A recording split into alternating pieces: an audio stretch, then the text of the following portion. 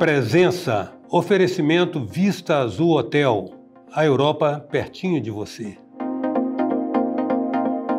A presença hoje é de um expert em gestão condominial, o Aleandro Zanetti, com quem nós vamos conversar agora. E eu fiz questão de falar expert exatamente porque me parece que é o tipo da gestão que tem peculiaridades que exigem ou muita sensibilidade ou muita experiência, né, Leandro?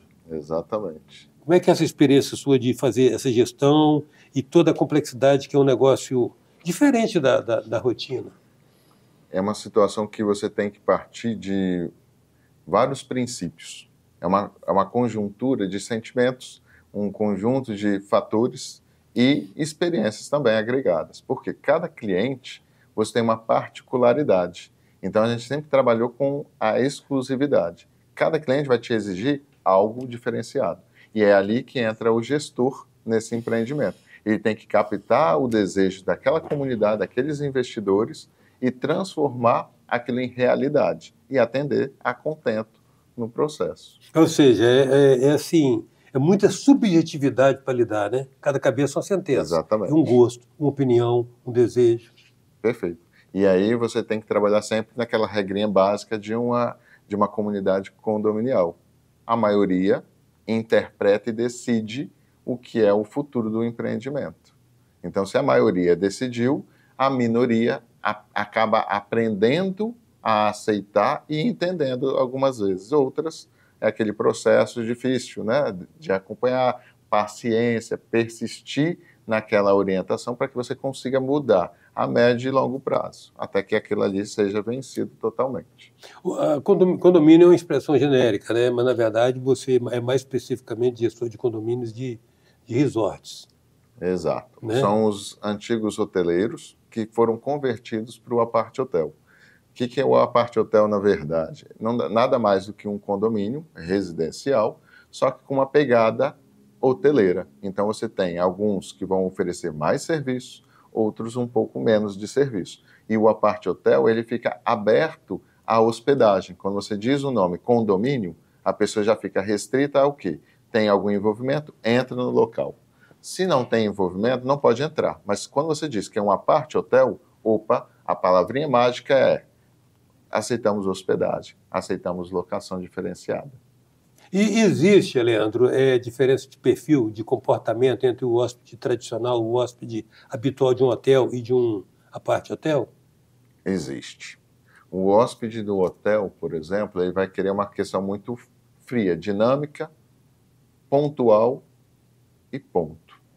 Já o hóspede do apart-hotel, o hóspede que não é o hoteleiro, é aquele que quer mais o aconchego, um tratamento diferenciado, mais humanizado até mesmo, né? Uhum. E aí você acaba criando uma extensão da sua casa no ambiente que você pode dar a trabalho, a passeio. Então, hoje a tendência com esses aplicativos de hospedagem, eles vieram atender justamente a esse público que é um diferencial. Aquele que quer ir para uma cozinha para produzir o seu café da manhã, para a esposa, para o marido, para os filhos, né? E num hotel, por exemplo, você não tem essa facilidade. Então, tem público para cada destinação. A propósito, você lembrou aí o advento desses aplicativos, fundamentalmente o Airbnb, né? Incrementou muito a demanda? Sim. É. E atende muito bem, tanto é que a parte da hotelaria hoje teve uma perda significativa das suas hospedagens. Não por acaso alguns chiaram, né? Não por acaso alguns chiaram. Exato. Então, assim, você acaba tendo essa facilidade para alguns, né, seja pela questão do custo, pela comodidade, pela amplitude, porque o quarto de hotel é limitado ali. Você, na alocação de um aplicativo de hospedagem, né, sem fazer propagandas, a gente tem a questão de um mundo à sua mão. Você pode alugar um quarto, pode alugar uma casa inteira, você pode alugar uma fazenda, você pode alugar o que você precisar. E ali você vai ter a disponibilidade para aquele perfil que você precisa. Bom, uma questão que está acontecendo hoje me parece universal em todos os setores de atividades, não deve ser diferente para vocês, a questão de mão de obra e a qualificação dessa mão de obra. Como é que vocês têm lidado com isso? Então, hoje a gente não precisa dizer que é uma região só, né? Não é só o Brasil que tem essa dificuldade é mundial. A mão de obra hoje ela está muito fraca em dois sentidos: qualificação e vontade, né? Então, hoje a gente tem essa dificuldade já da qualificação, da vontade, e quando você trata essa questão da falta da mão de obra, não é porque não tem pessoas para trabalhar, é porque as pessoas, na grande maioria, que eu já percebi, elas não querem os itens que precisam desenvolver o trabalho, né? Então, assim, se a pessoa está trabalhando ali numa área com pessoas, ela não pode ser uma pessoa antissocial. Ela está atendendo o público. Se ela está atendendo o público, ela tem que ser o quê? Uma pessoa agradável, tem que gostar de tratar com a pessoa, tem que saber que vai ter gente agradável ao extremo, mas vai ter aquela pessoa ranzinza, aquela pessoa mal educada, grosseira, introvertida. E você, sabendo que a sua função exige esse comportamento homogêneo para todos, você tem que fazer com amor e fazer bem feito. Então, independente se o hóspede ele é bom ou ruim, né, na percepção do funcionário, ele tem que superar aquilo ali e fazer o melhor, e transformar todo mundo no melhor hóspede que ele pode ter. Então, com isso, você acaba melhorando. E o que fazemos para tentar combater essa falta de mão de obra? O tratamento especializado para o funcionário. Ou seja, dando condições de trabalho, tratando todos eles com dignidade e mostrando para eles que reconhecemos o valor de cada um deles. Não importa qual é a função que eles estão no empreendimento. O que importa é eles saberem que a gente reconhece que sem eles o empreendimento não estaria ali. E a gente precisa deles.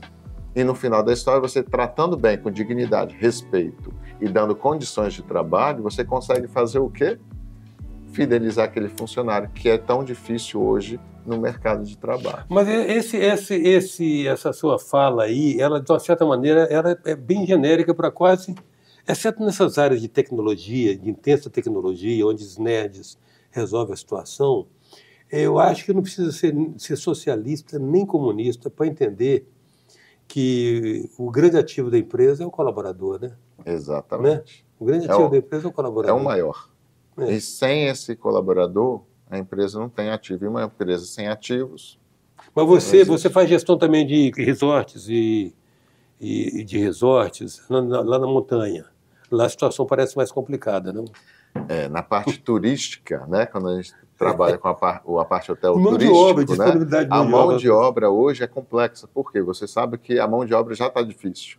Só que ninguém quer também trabalhar naqueles dias que é o período auge do turismo. Ou seja, qual é o período que as pessoas sobem as montanhas? Sexta, sábado e domingo. Fim de semana. Finais de semana.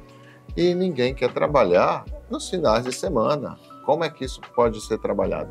Então é onde a gente tem que desenvolver todo um trabalho de reconhecimento e também dando condições. Inclusive, né? A remuneração estimulante. A remuneração sempre tentando trabalhar superior ao que a média faz na região.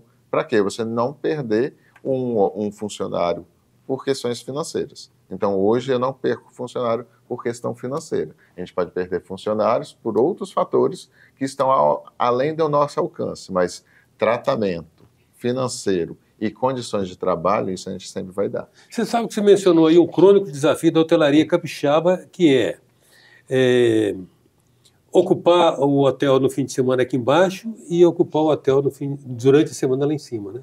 Exatamente.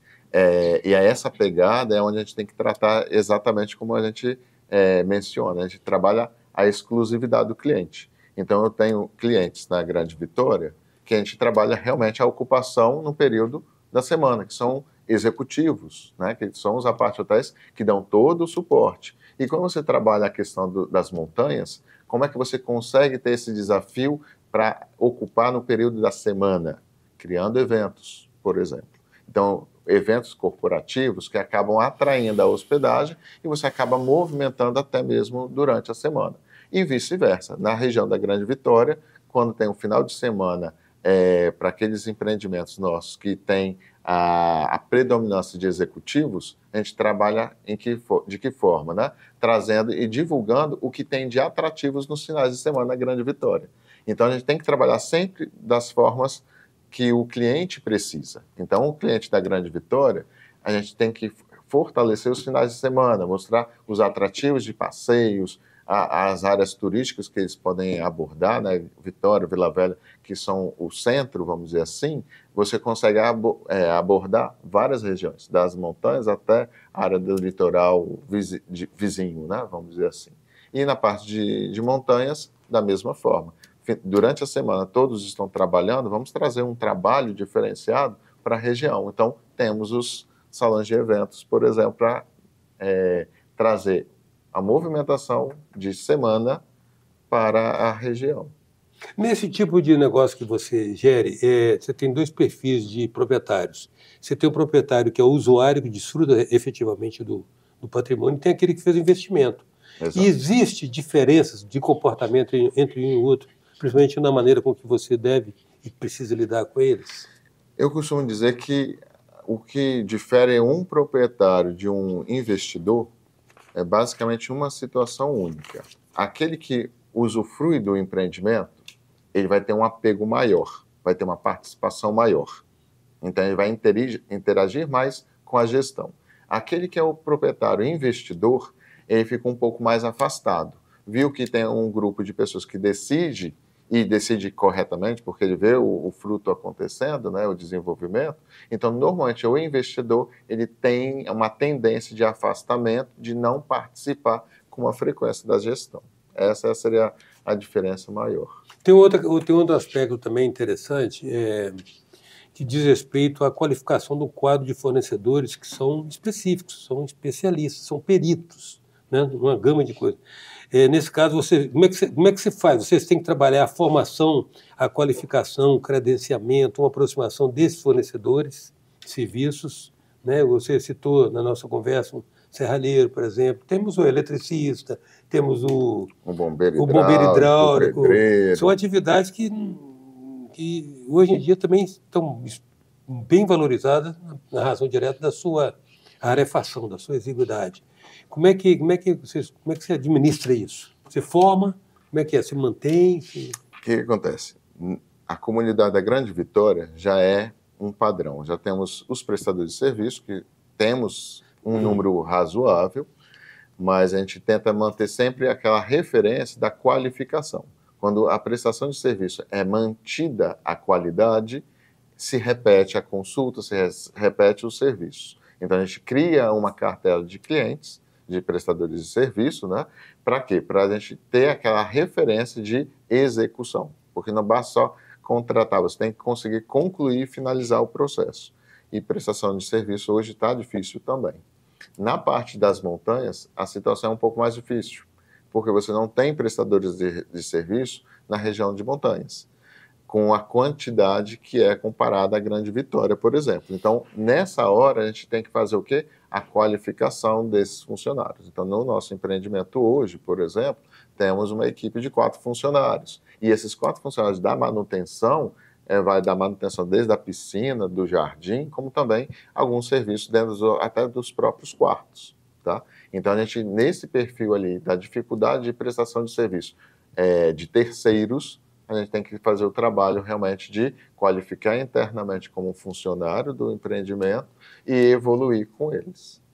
Quer dizer, quando no eventual deficiência ou falha de serviço, não se consegue, às vezes, um hóspede avaliar quanto que tem por trás de tudo isso para tentar evitar aquele evento, aquele incidente negativo, né? Ou até mesmo o hóspede, às vezes, não tem o conhecimento e a visão do que veio por detrás para ele ter aquele momento de lazer com a família, ou aquele momento de distração, ou de relaxamento, porque está estressado da vida, do trabalho, dos parentes, né? Então você acaba vendo o quê? Que aquilo ali que ele está tendo de benefício, o que ele só consegue aquele ambiente favorável quando tem todo um trabalho por detrás. Então você tem o prestador de serviço da manutenção, você tem o recepcionista que tem que conhecer a região para sugerir os locais de passeio, de conhecimento. Então você acaba tendo essa gama toda ali. Grato, Leandro, pela sua presença aqui, por compartilhar conosco um pouco desse conhecimento. Eu que agradeço o convite. A presença hoje do gestor de condomínios, expert em gestão de condomínios, Leandro Zanetti. Até já.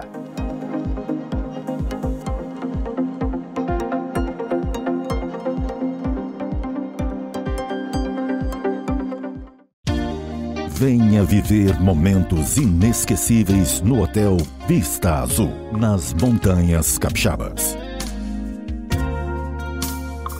Resort com piscina interna e externa, quadras de tênis, jacuzzi, suítes amplas e confortáveis, lounge com lareira e um mirante com vista para a Pedra Azul.